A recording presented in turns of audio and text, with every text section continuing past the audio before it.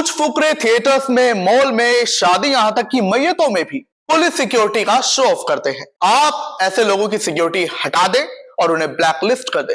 यह कहना है हरियाणा के डीजीपी ओपी सिंह का। तो उन्हीं के इसी बयान पर हरियाणा के पूर्व डिप्टी सीएम दुष्यंत चौटाला के भाई दिग्विजय चौटाला का कहना है कि ओपी सिंह चंद दिनों के मेहमान है। मैं तो यही कहूंगा कि विनाशकाले विपरीत बुद्धि। तो अब यह बयानबाजी हरियाणा में जो है हरियाणा के डीजीपी और जेजीपी नेताओं के बीच देखने को मिल रही है। तब जब दुष्यंत चौटाला ने एक ऐसा काम किया था जिस पर लोगों ने माना कि वो शायद डीजीपी को चिढ़ा रहे हैं, जब वो 7 दिसंबर को थार में रैली करने पहुंचे थे। इसी के बाद से यह देखा गया है कि हरियाणा में जो है दुष्यंत चौटाला और उनके रिश्तेदारों की और कई जेजेपी नेताओं की सिक्योरिटी हटा ली गई है। और इसके बाद डीजीपी ने सिक्योरिटी को लेकर एक नया पैमाना भी बनाया है। वीआईपी सुरक्षा और कड़ी कर दी है और जो लोग ऐसे ही सुरक्षा पहले पा लेते थे उनके लिए सुरक्षा पाना थोड़ा मुश्किल हो गया है। इसी के चलते अब जेजेपी नेताओं में और डीजीपी में ऐसा लग रहा है ठन सी गई है, क्योंकि बयानबाजी ऐसी हो रही है जहां दिग्विजय चौटाला ने कड़ा बयान हरियाणा के डीजीपी पर दिया है। उन्होंने कहा है कि मैं तो यही कहूंगा कि वो चंद दिनों के मेहमान हैं और विनाशकाली विपरीत बुद्धि। एक टाइम था देवीलाल चौधरी का जब वो अधिकारियों को गांव में लेकर जाते थे। अब हालात ऐसे हैं कि अधिकारी जो नौकर होते हुए बॉस बनकर बैठे हैं, तानाशाह बनकर बैठे हैं, उनमें से ओपी सिंह एक है। तो ये उन्हें नौकर कहा है, हालांकि वो जनता के नौकर हैं ही, लेकिन फिर भी उन्होंने इस लहजे में कहा है कि वो नौकर हैं और बॉस बनकर बैठे हैं, तानाशाह तक बुला दिया है।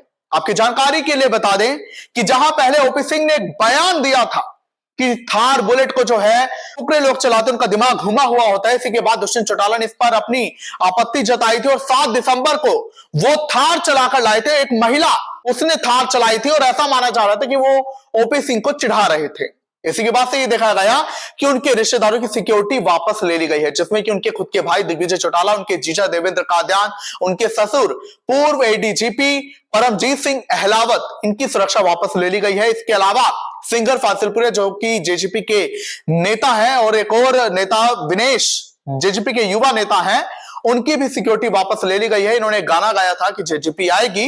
इसी के बाद जो है इनकी सिक्योरिटी वापस ले ली गई है, जिसके बाद से ये माना जा रहा है, कई विपक्ष के नेता ये मान रहे हैं कि ये जो बयानबाजी जेजेपी के नेताओं ने की है, इसी के चलते ओपी सिंह ने कड़ा एक्शन लिया है और उनकी सिक्योरिटी हटा ली है।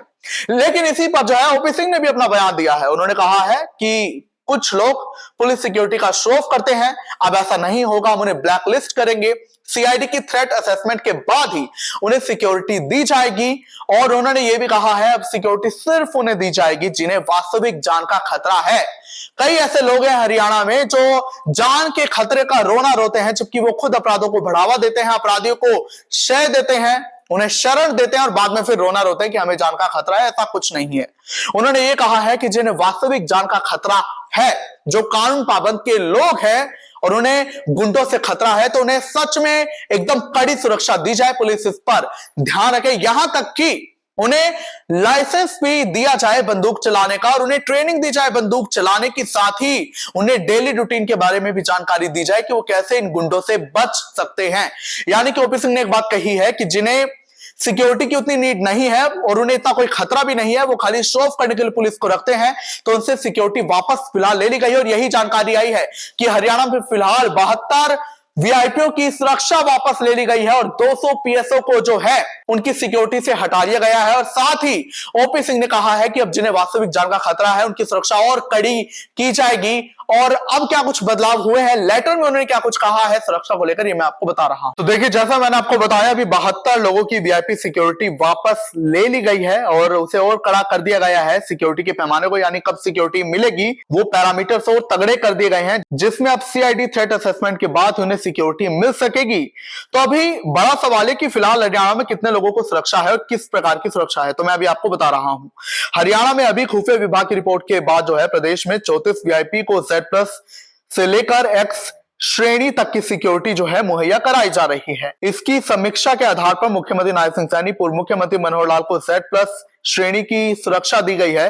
साथ ही पूर्व गृह मंत्री अनिल विज की भी Z+ सुरक्षा जारी रखी गई है, जबकि पूर्व deputy CM Dushyant Chautala Y श्रेणी की सिक्योरिटी उन्हें दी गई है। और इनेलो नेता अभय सिंह चौटाला को Y+ सिक्योरिटी दी गई है।